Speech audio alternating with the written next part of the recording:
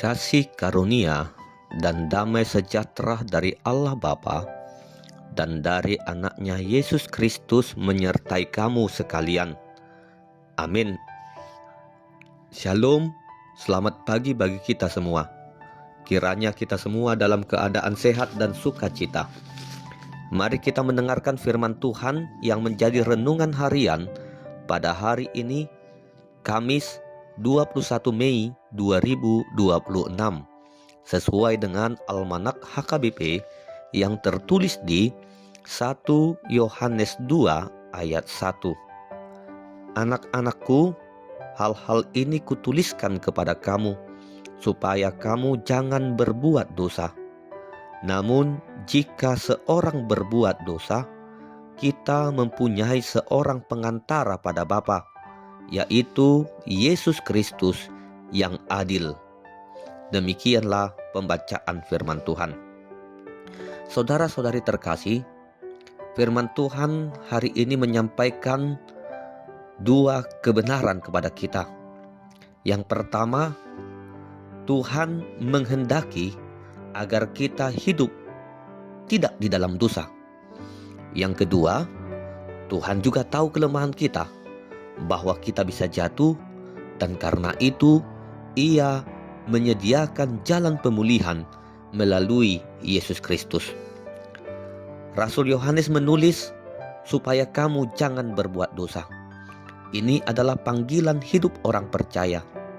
Mengikut Kristus bukan berarti kita bebas melakukan apa saja, melainkan kita dipanggil untuk hidup dalam kekudusan. Dunia mungkin menganggap dosa itu sebagai hal yang biasa, tetapi sebagai orang-orang percaya, maka kita harus mengatakan dosa itu adalah sesuatu yang harus dijauhi.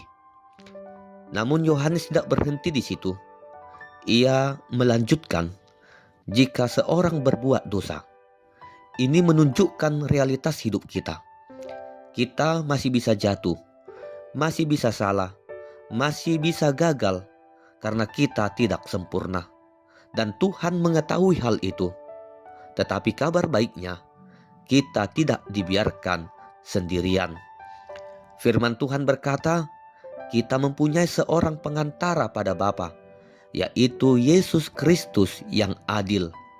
Yesus bukan hanya juru selamat yang mati bagi kita, tetapi juga menjadi pembela kita.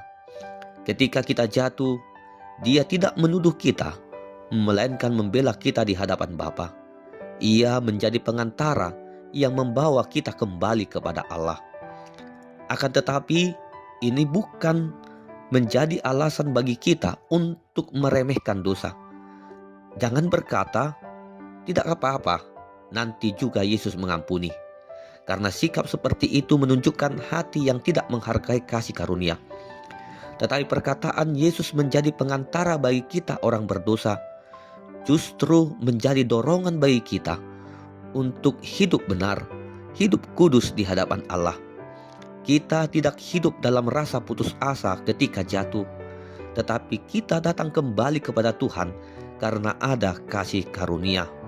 Kasih karunia bukan alasan untuk terus berbuat dosa, melainkan kekuatan untuk bangkit dan hidup benar di hadapan Tuhan. Saudara-saudara terkasih, hari ini kita belajar, hiduplah dengan kesungguhan untuk menjauhi dosa. Dan ketika kita jatuh, segeralah datang kepada Yesus, Sang Pengantara kita. Jangan tinggal dalam rasa bersalah terlalu lama, tetapi juga jangan bermain-main dengan dosa. Datanglah dengan hati yang bertobat, dan percayalah bahwa Yesus setia untuk memulihkan. Amin. Kita berdoa. Terima kasih Tuhan untuk firman-Mu yang telah kami dengar pada saat ini. Terima kasih karena Engkau menjadi pengantara bagi kami di hadapan Bapa. Ajari kami untuk hidup dalam kekudusan dan menjauhi dosa. Jika kami jatuh, ingatkan kami untuk segera kembali kepadamu. Berkati dan lindungi kami juga di dalam aktivitas kami sepanjang hari ini. Di dalam nama anak-Mu, Tuhan Yesus Kristus, kami berdoa dan mengucap syukur. Anugerah Tuhan Yesus Kristus, kasih setia dari Allah Bapa, dan persekutuan dari Roh Kudus kiranya menyertai kamu sekalian. Amin.